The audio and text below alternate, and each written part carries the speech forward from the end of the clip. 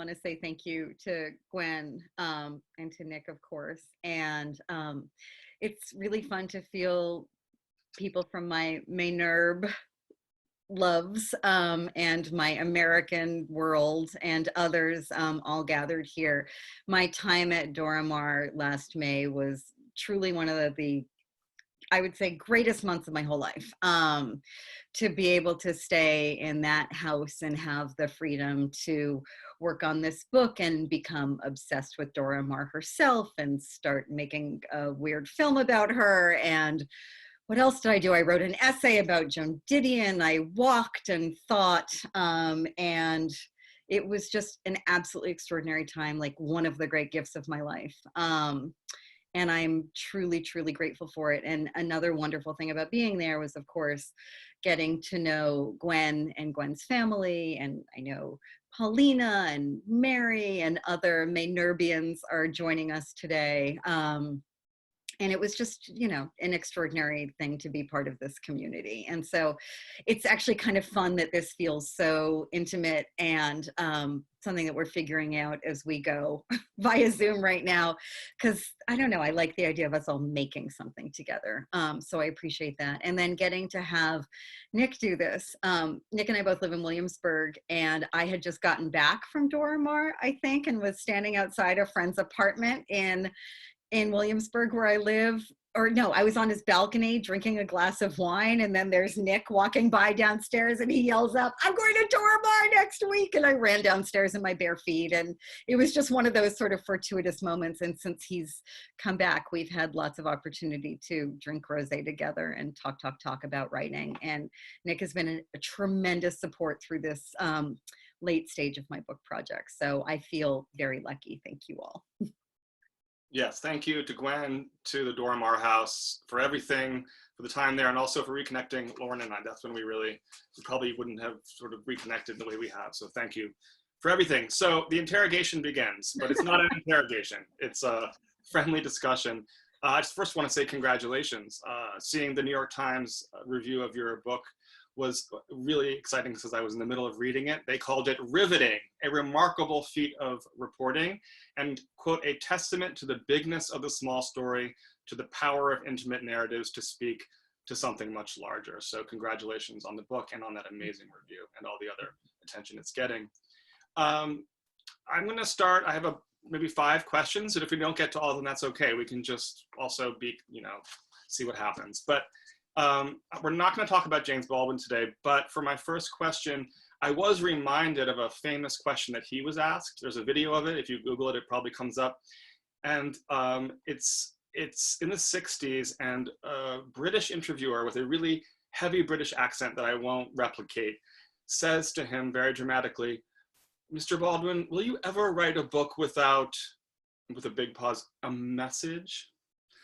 To which he responds, he's sort of smoking a cigarette and he laughs. He's like, "It's impossible to write a book without a message, and no great book has ever been written that doesn't have a message." So my first question, Lauren Sandler, is if you could just maybe tell us a bit about what the book is about, just to orient those of us who haven't read it yet.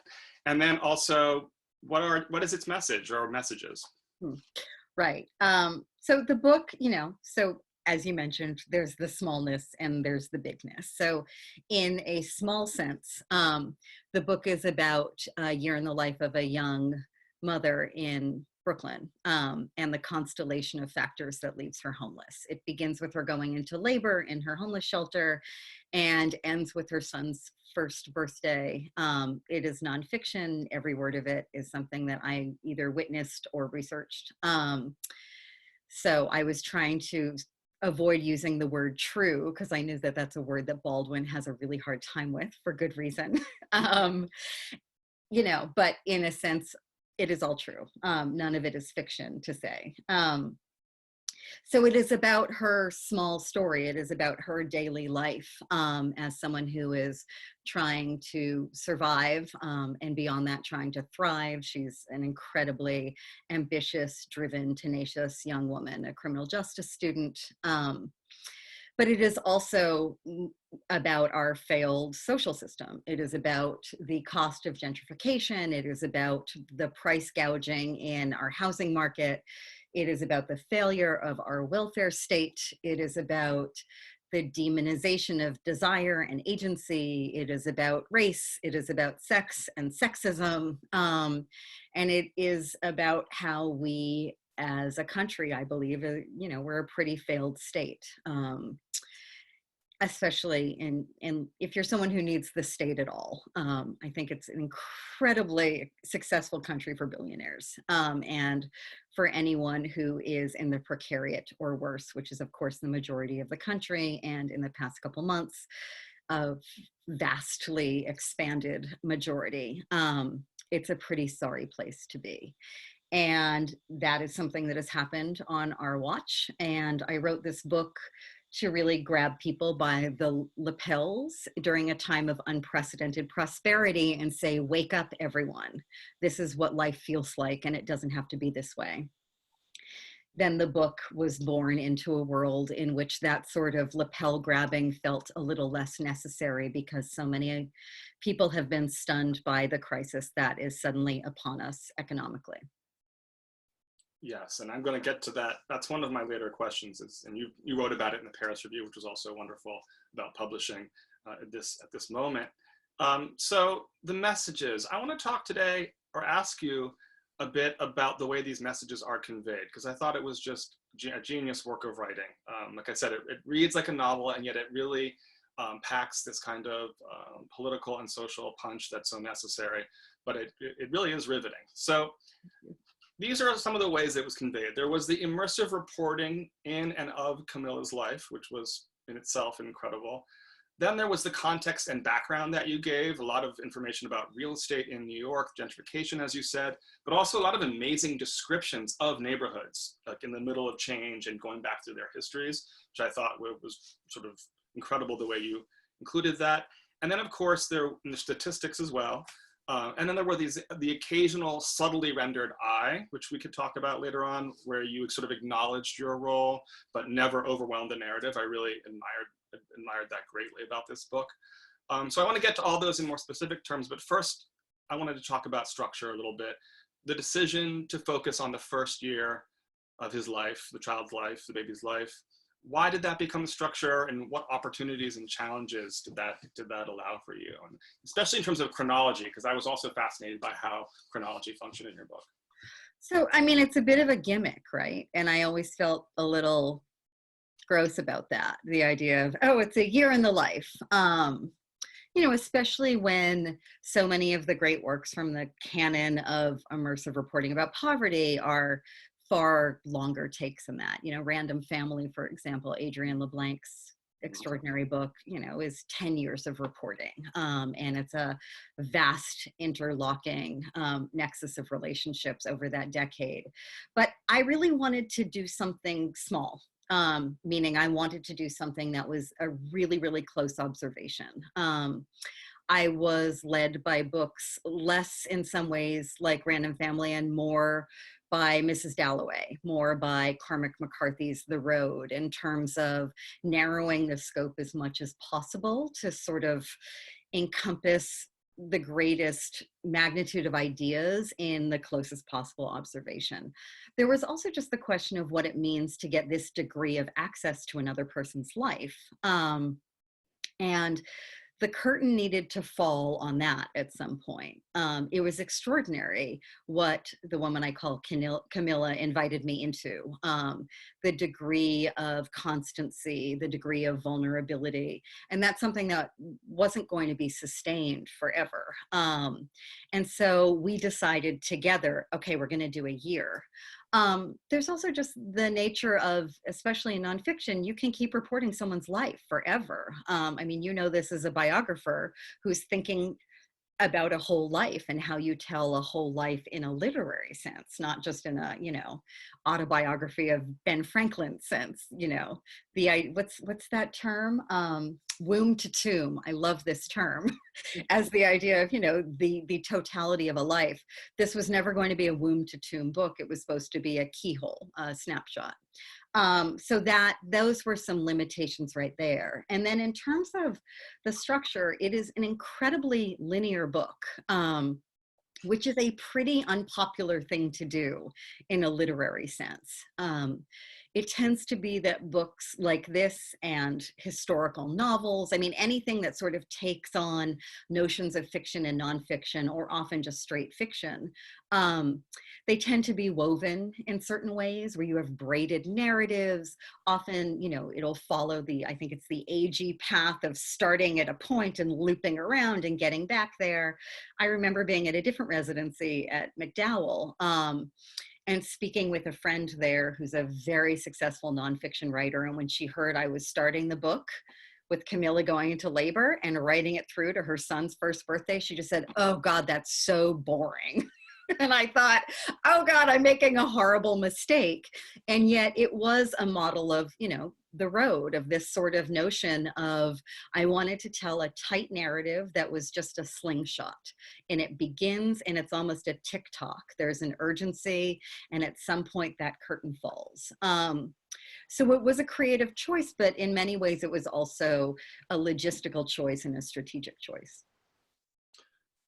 That all makes sense, although I would say it is woven. I mean, I would say it's just woven in different ways. I'll read a tiny example of Camilla moving, and this is where you're weaving neighborhood, character, family, gentrification, all of it. Camilla gazed out the tinted window as they turned onto the FDR Drive. Heading north just past the Manhattan Bridge, she watched bulldozers crash through a Pathmark supermarket, the only place to buy inexpensive groceries near the projects by the bridge. On that parcel of land, 815 luxury apartments would soon cast a platinum shadow over their low-income neighbors next door. Camilla sought out one of the brown brick towers and counted up to the 13th floor. It was Geraldine's apartment.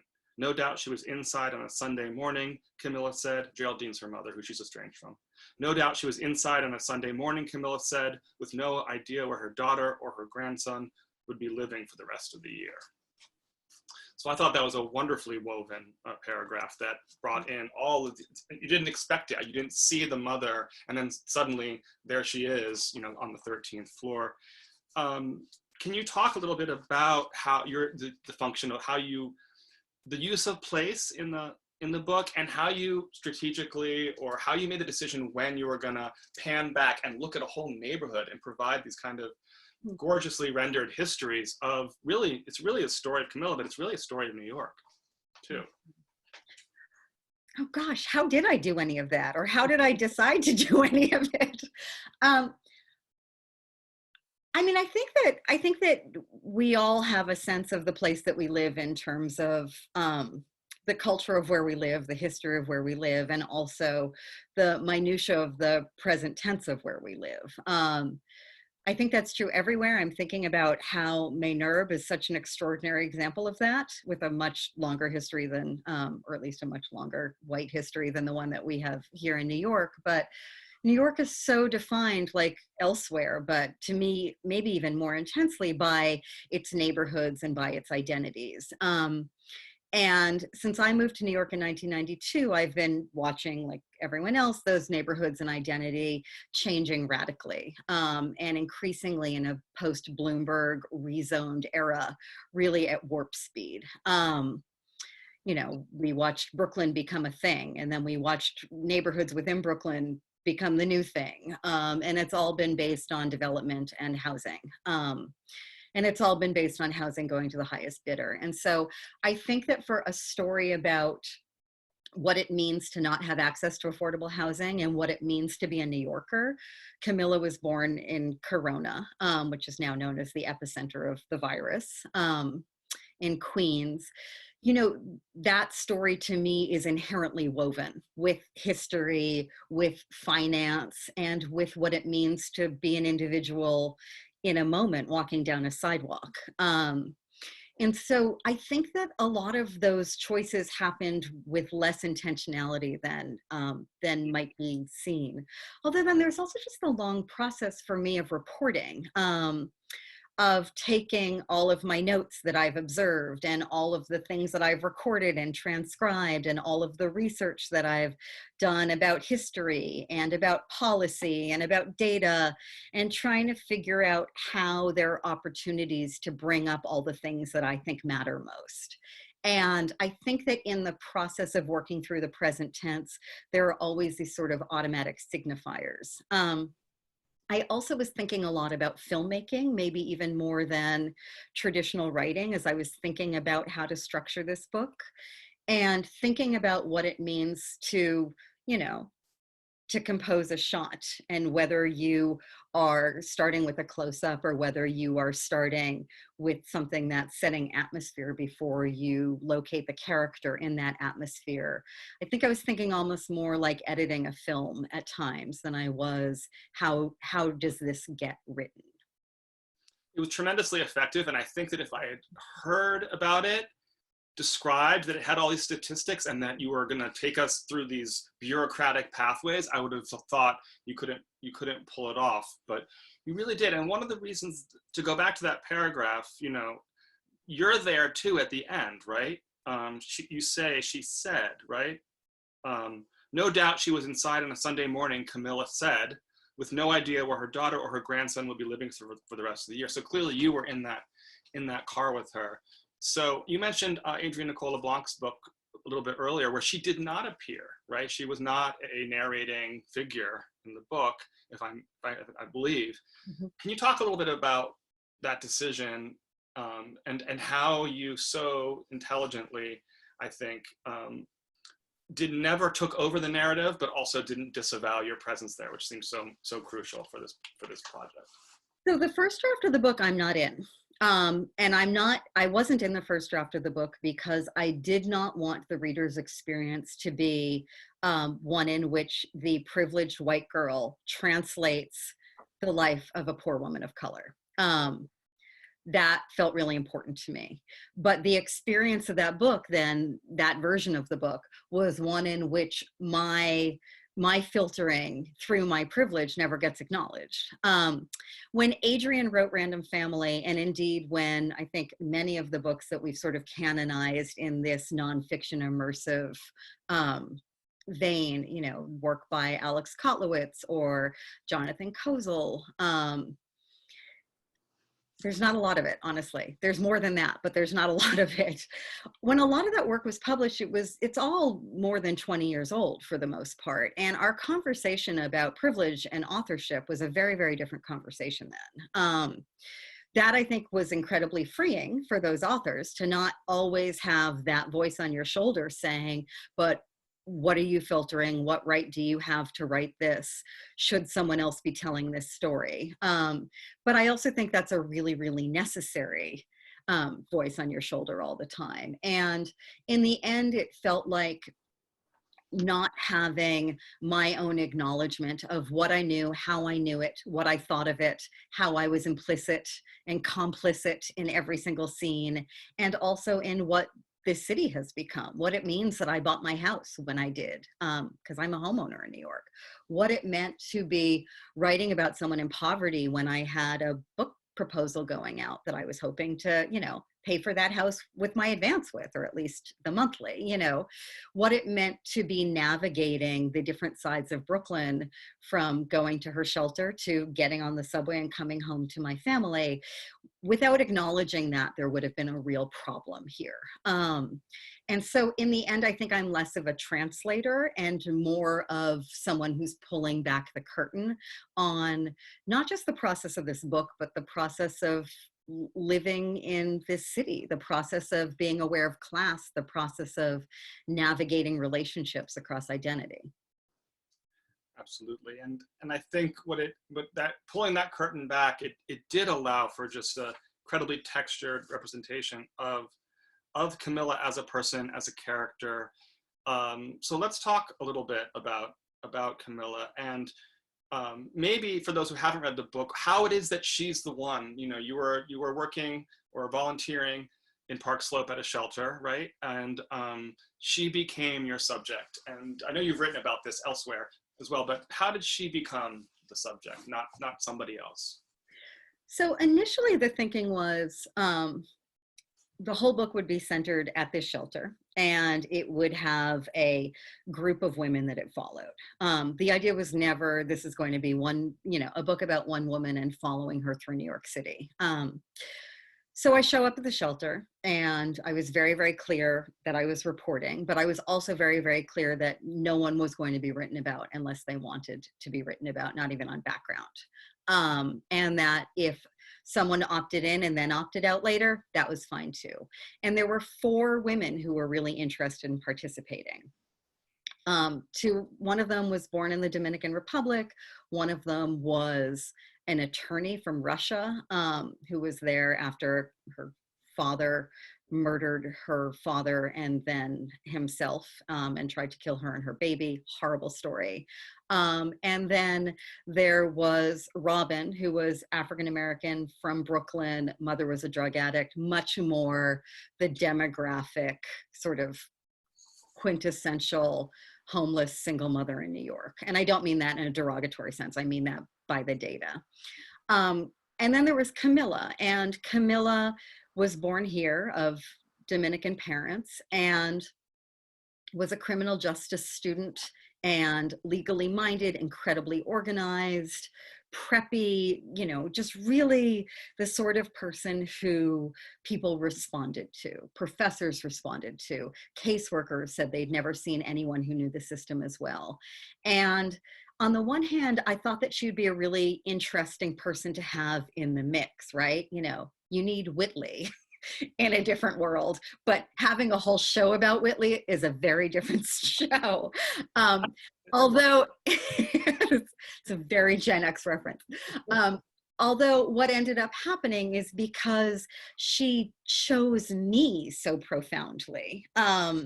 And that, I think, is something we don't talk about a lot is, there's a lot of talk about documentarians or reporters choosing the people that they are going to make work about. It's actually so much more a relationship. It's an alchemy. It's 2 people opting into something together. And she was all in. She said to me, I have a story to tell. And she pulled me into her life. And I loved spending time with her. You're going to spend a lot of time with someone. There's got to be some chemistry there. But beyond that, there were 2 main factors that made her the center of the book. One was, after I'd spent some time with her, it became clear to me that if this person couldn't make it out of the system and couldn't make this work for her, I could not imagine who could. And so there was a bit of an experiment there, seeing if she could or not. But beyond that, this was just a matter of logistics. About a third of the way into the year, she gets evicted from the shelter.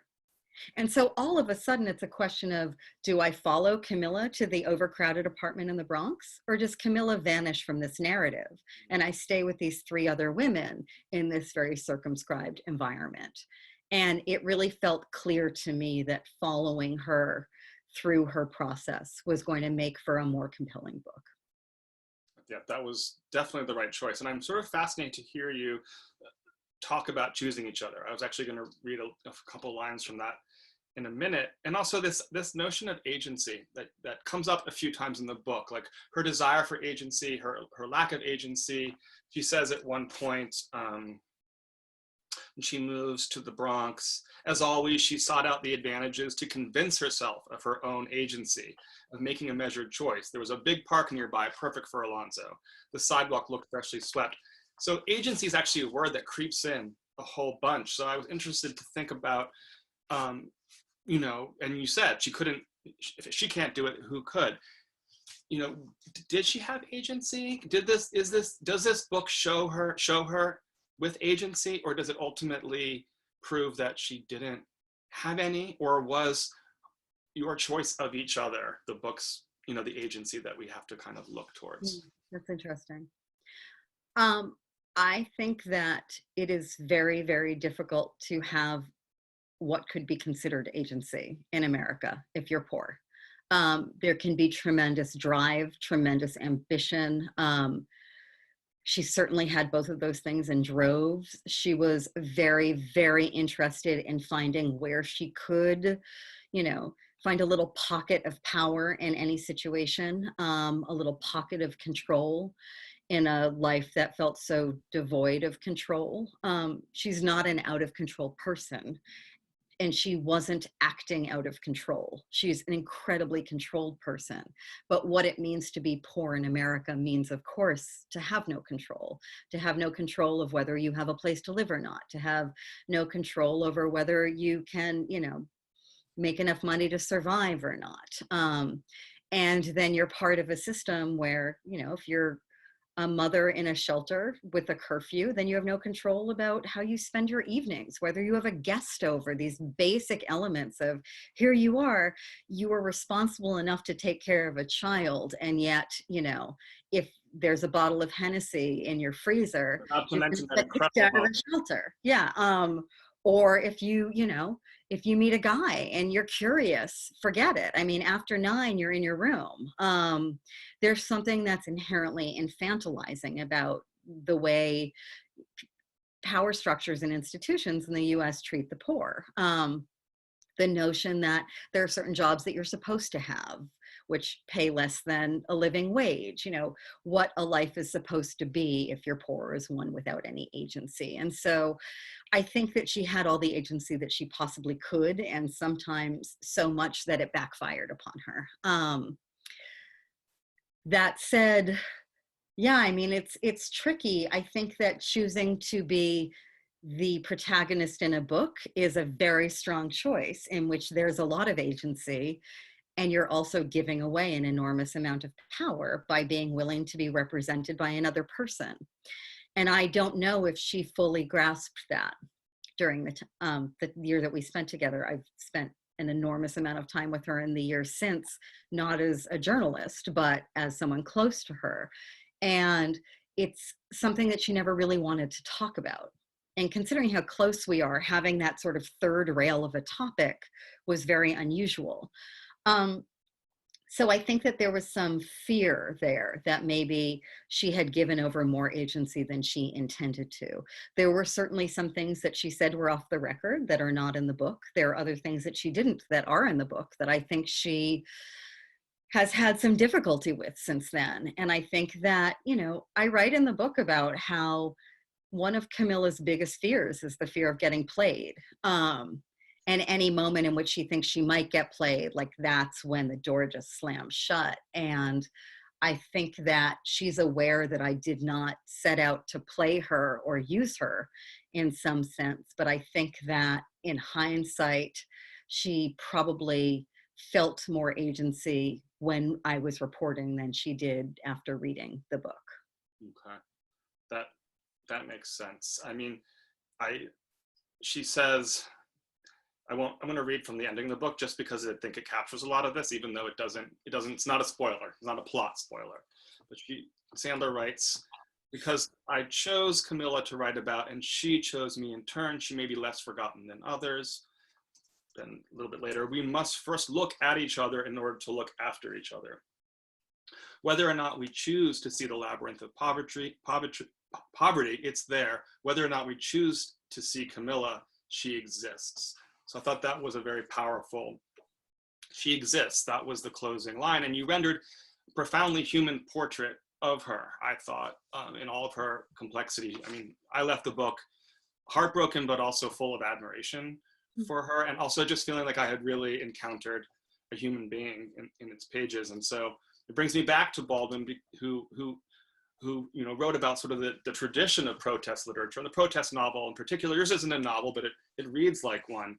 And this was his critique of Harriet Beecher Stowe. It was his critique of Native Son, Richard Wright. Basically, there was no agency, absolutely no opportunity for agency for the characters under description. And he wrote, quote, "The failure of the protest novel lies in its rejection of life, the human being, the denial of his," or here we could say her, "beauty, dread, power, and its insistence that it is his or her categorization alone which is real and which cannot be transcended." And I do believe that you captured Camilla's beauty and her dread and her power. But I guess the last question is, can that situation, can her plight be transcended? Or is the final, I mean, people should read the book, but is the final lesson, I mean, it's nothing that she can do, right? This is structural. This is a structural problem. And she is caught in that structure, right? That, I think, if there is a moral to the story, that's it. It's a broken structure. The notion that individuals can transcend it is a fallacy. And it's the myth that this whole country is based on. And I think that as our policy has gotten worse and worse and inequality has grown, that's been laid pretty bare. The question is, do we care enough to do anything about it? Which, and Gwen, I'm almost done. One or two quick questions. Finally, like in that vein, how does her story or the importance of her story shift at all to publishing it now during the coronavirus? You talked about that a little bit. If you wanted to add anything to that. And then my next question, so you can just answer both, is just the role of the Dora Maar House and other residencies for this project and for you as a writer, because the residencies are also now, and a lot of important nonprofits are now facing unprecedented times.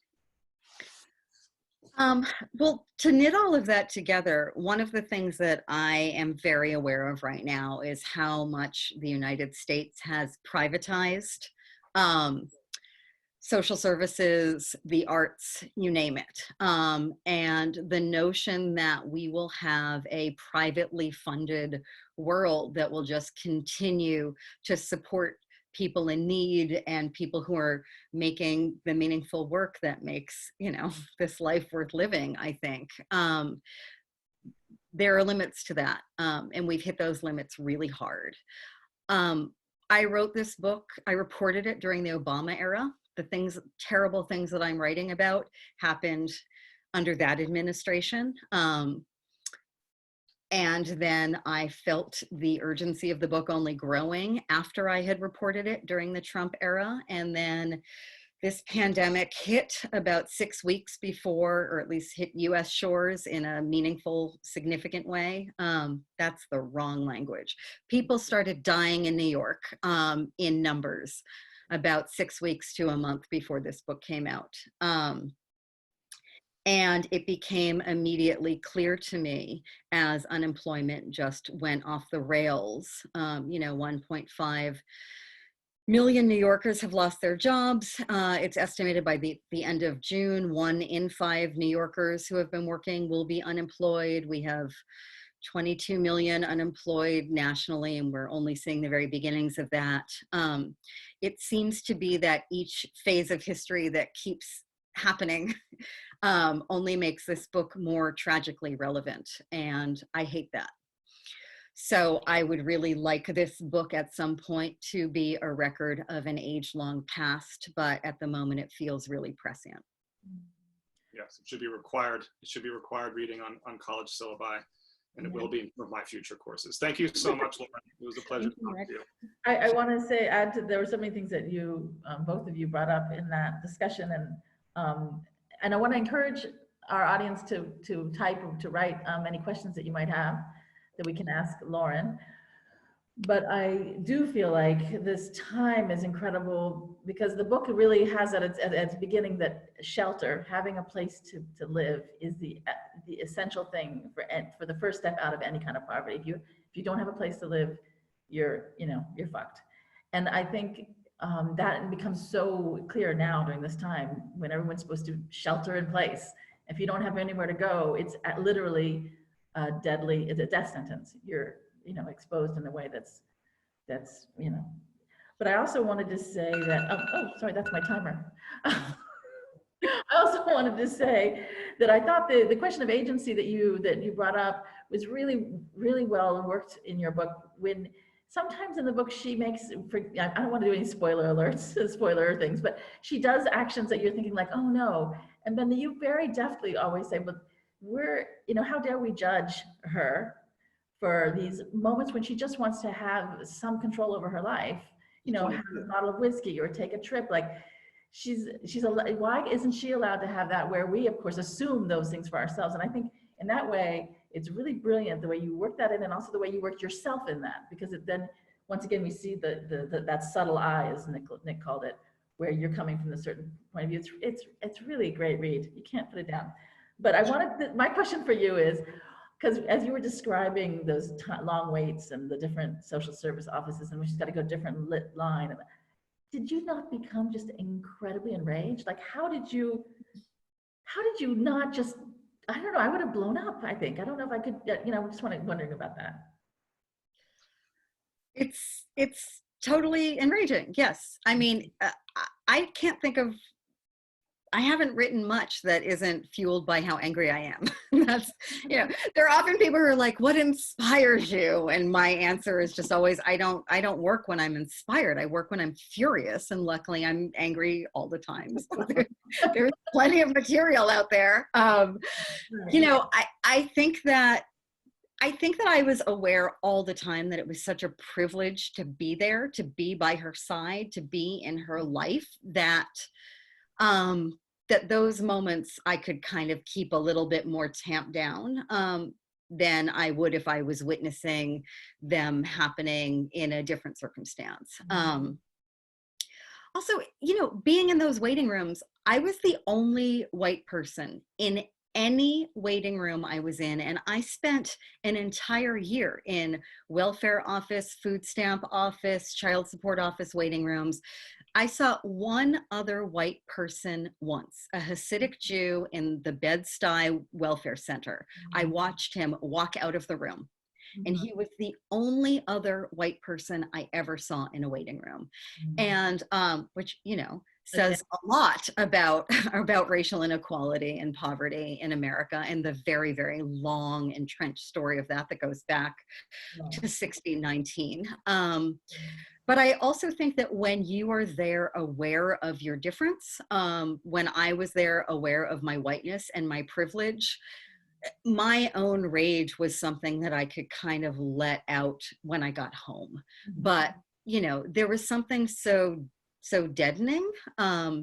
And indeed, I think through the book, we watch how it deadens her. We watch this murder of the spirit that happens in these spaces, that they didn't feel like a place for explosion or protest. They felt like, being buried alive, being in those rooms. Right. You really capture it. You really capture that deadening. Okay, here's a question here. Let me see if I can read this for you. This is from Mary. Can you guys, okay, this is a fantastic discussion of form, voice, observation, writing, and politics beyond books. Thank you. The notion of agency right now in the age of coronavirus is more and more complex because it seems there are a number of folks who find agency by acting out against the public good, at least in the US context. Thanks for reminding us that it's better in France, Gwen. We know. And we can't be there. Yeah, I mean, yes, but I think that it's pronounced in this very physical way right now. The virus is at once a biological reality and a metaphor all at the same time, right? I think that acting out against other people with intentionality is something that's been happening all along here. I think that, the notion that we may be blind, to use other people's language, to this crisis, but that if that exists is a willful blindness. We may not know what it's like to live day to day. We may not know, many of us, what it's like to be in those waiting rooms and to hit that point of hopelessness, but there is not a person who doesn't know that it is horrible to be poor and that it is hopeless to be poor. And so I think that we have been doing a version of that, acting out against other people, long before the virus, since this country's founding, and that we have done that through voting, we have done that through policy, we have done that through what we do with our money and who we believe should have the right to live or die, who should have the right to shelter or not, who should have the right to decent education or healthcare. I am hoping that the silver lining in this incredible tragedy right now is that it will shake people out of that. However, I believe that this country breaks your heart. So I'm not expecting it to do anything except shatter mine anew in the aftermath of all of this. Here's a question. How was your time at the Dora Maar house useful as a resident, useful in your process? Well, first of all, can you imagine taking this material and bringing it to the most gorgeous house in the most gorgeous town of the most gorgeous region of the most gorgeous country? I mean, it felt really absurd, I have to say, to pack up this laptop that I'm talking to you on and bring it to paradise, essentially. That said, you know, the ability to have space and quiet, the ability to be valued as an artist and not just a worker, and the ability to frankly have perspective from the drumbeat of American politics was incredible for me. You know, I worked on this book both at MacDowell, the residency in New Hampshire that I love very much, and in Maynard at Dora, Maar. And both of those experiences were extraordinary, but I have to say the ability to get out of America, to be separated from so much that fills our heads, so much of the noise and awareness, it was a truly liberating experience. And to be able to do it with the incredible space and ease of French countryside living. It was a spectacular thing. And you were also And allowed me to pivot from this project to other projects in a way that I would have never, ever been able to do. It allowed me to think about filmmaking, which is not something I'd allowed myself in the same way in the past. It allowed me to become obsessed with Dora Maar herself and think about the things that I write about and wrestle with in feminism, and in complicated female characters, not just in the pages of this book, but also in the story of the woman who had lived in this home where I had the incredible privilege of living. And that opened up a whole different creative vein. And frankly, it brought me together with Gwen, which was an incredible gift. And those moments of just alchemy, those perfect moments of chemistry and like-mindedness and being able to just lose yourself in conversations. There's nothing like it. And I think that the value of, you know, I haven't done a lot of residencies, but the value of a really good residency, and this is a really good residency, what you can accomplish during that time is unlike anything else in terms of both volume and quality of work. So we have one last question. Thank you for all that. And, do you have you mentioned there will be no change unless people care enough to make a change. Lauren, do you have a theory as to when we will care enough to change, and what would be that tipping point?